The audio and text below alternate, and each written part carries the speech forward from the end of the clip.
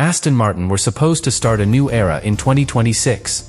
Instead, after 3 days in Bahrain, they are staring at a 4-second gap. 4 seconds. That is not development pace. That is emergency mode. Only 206 laps completed. A full engine replacement on day 2. Running in restricted power mode. Losing 15 km per hour on the straights because the battery runs out 200 meters before braking. And then Lance Stroll said it out loud. We are 4 seconds off.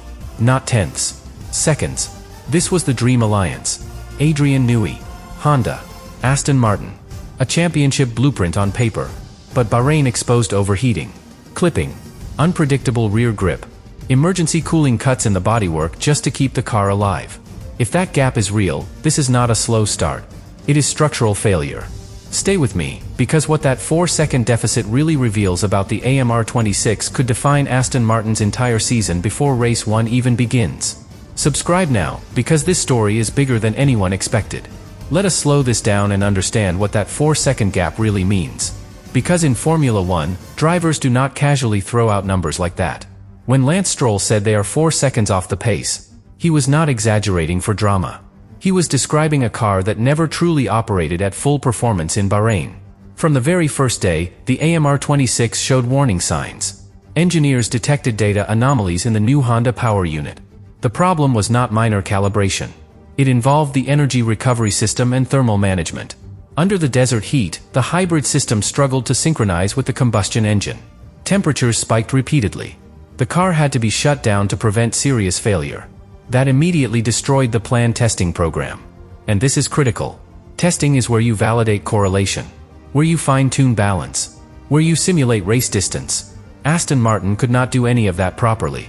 By day 2, the crisis escalated. The entire power unit had to be replaced. Hours of track time vanished. When the car returned, it ran in restricted safe mode. Engine revolutions limited to 11,000. Far below the 15,000 regulatory limit. That means every lap time recorded was artificially capped. But the gap was not just power-related. Stroll also pointed to a lack of mechanical grip, an unpredictable rear end, snapping under braking in key corners. That suggests the chassis balance is not stable. Now add another layer. The AMR26 follows an extreme size zero packaging concept. Very narrow side pods. Minimal cooling volume. Aggressive aerodynamic ambition. But the 2026 hybrid units generate far more heat than previous generations. And the car simply could not cool it effectively. The team had to cut additional cooling vents directly into the bodywork inside the garage. Visible gills added to the side pods and engine cover. That increased drag. Reduced rear downforce. Which further hurt lap time. And then came the clipping issue. Telemetry showed the battery running out roughly 200 meters before the braking zone. The car stopped accelerating while others kept pulling. They were losing around 15 km per hour on the straights. That alone explains a massive time loss per lap. So when you combine restricted engine maps, severe clipping, aero compromised by emergency cooling cuts, and unstable mechanical grip, you begin to understand how a 4-second deficit appears. And here is the final piece of block 1. Aston Martin completed only 206 laps across the 3 days. Teams like Red Bull and McLaren surpassed 400 laps. That is double the data. Double the learning. Double the preparation. Aston Martin leave Bahrain not just slower, but underprepared. And in a brand new regulation era, starting behind is dangerous. Because now the question is no longer about finding tenths. It is about recovering seconds. Now here is where the situation becomes even more serious. Because a 4-second gap is not just about raw lap time. It changes your entire competitive position. Right now, Aston Martin are not comparing themselves to Red Bull or Ferrari. They are looking at Haas, at Alpine, at Williams, who appear comfortably ahead thanks to stable Mercedes power. That is a dramatic shift in expectation. This project was built to challenge at the front. Instead, after Bahrain, the reality is escaping the first qualifying session. And the psychological impact of that cannot be ignored. Fernando Alonso did 55 laps on day 3. But his role was not performance chasing. It was survival validation. Making sure the engine did not shut down again. Observers noticed visible frustration. Gloves thrown aside. Long, tense discussions with Honda engineers. When your most experienced driver is not working on setup optimization but simply confirming reliability, you are already behind schedule. And here is another layer that makes this dangerous. Because the testing program itself was incomplete. Planned aerodynamic upgrades were never run. A revised floor. A new front wing. They stayed in the garage. Why? Because there is no value testing fine aero when the engine cannot provide stable, full power output. So Aston Martin leave Bahrain with three major unknowns. First, can the Honda hybrid system operate reliably under race conditions? Second, can the extreme size zero packaging actually cool the unit without cutting open the bodywork? Third, does the underlying aerodynamic concept even work once full power is available?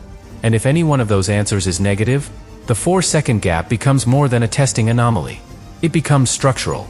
Now consider the cost cap reality. If cooling architecture requires redesign, that consumes development budget.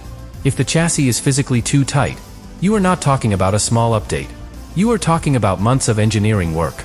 That delays performance upgrades. That delays aerodynamic refinement.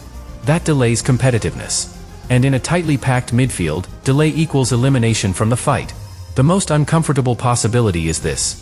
What if the integration between Newey's aggressive packaging and Honda's hybrid demands simply does not align under real-world heat?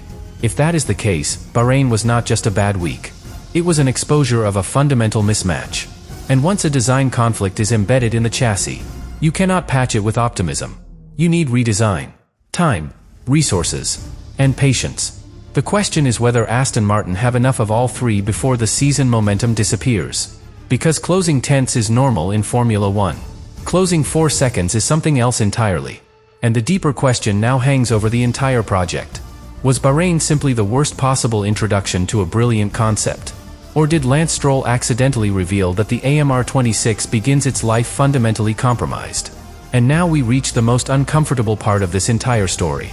Because Formula 1 does not forgive slow starts in a new regulation era. It amplifies them. If Aston Martin begin the season 4 seconds behind, they are not just chasing lap time. They are chasing credibility.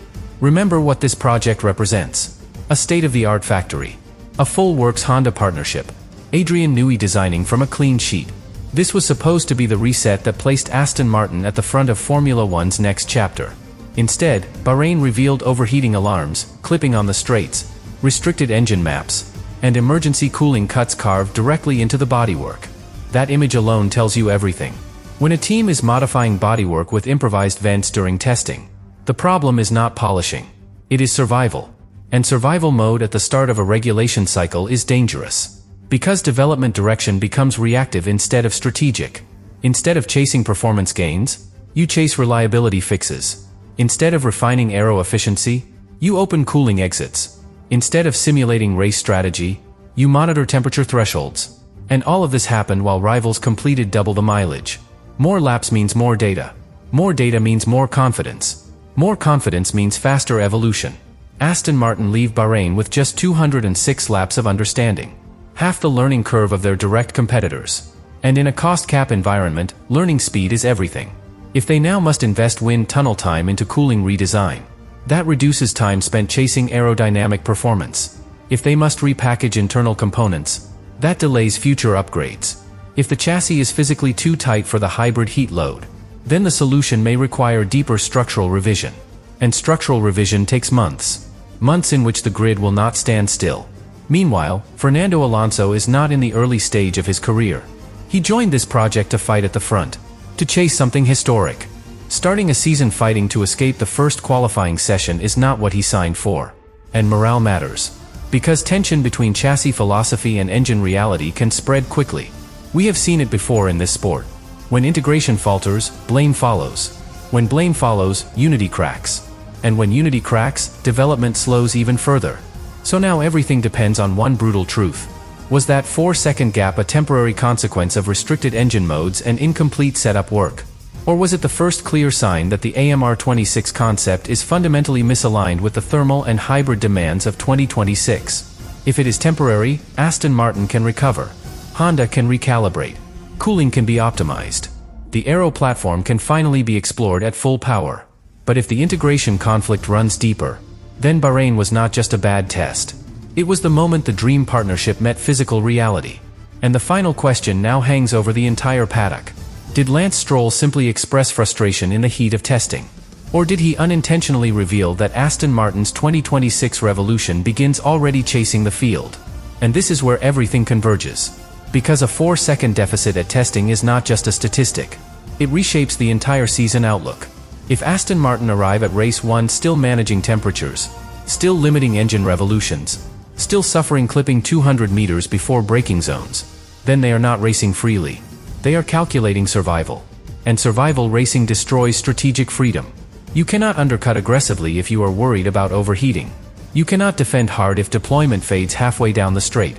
You cannot push tires to the limit if the rear end is snapping unpredictably under braking. That is how small issues turn into race weekend disasters. Now imagine the opening race. Qualifying. Track temperatures high. Engine mode still conservative. The AMR26 fighting for balance. If they exit in the first qualifying session, the narrative explodes instantly. The headlines write themselves. Newey's gamble. Honda's overheating. The 4-second confession. And momentum in Formula 1 is brutal. Because once the grid senses weakness, pressure intensifies. Sponsors ask questions. Engineers work longer hours. Mistakes multiply. And all of this is happening in the first season of a brand new regulation era. The era that was supposed to define Aston Martin's future. There is still theoretical potential. If cooling is solved cleanly, the aggressive aerodynamic design could generate significant downforce. If Honda stabilizes the hybrid system quickly, straight-line performance could recover. But potential does not score points. Reliability does. Execution does. Integration does. And Bahrain suggested that the correlation between what Newey designed and what Honda delivered has not yet worked under real heat conditions. That is the core issue. This is not about a missing tenth. It is about harmony. Chassis and engine must function as one system. Right now, the AMR26 looks like two philosophies trying to coexist inside a bodywork package that may be too extreme for its own good. And if that internal conflict is real, then no motivational speech fixes it. No overnight update erases it. Only engineering redesign can solve it. Which means time. And the championship clock is already ticking. So as the trucks leave Bahrain and the first race approaches, one reality becomes impossible to ignore. Lance Stroll's 4-second statement was not just frustration. It may have been the first honest measurement of where this project truly stands. The dream partnership promised revolution.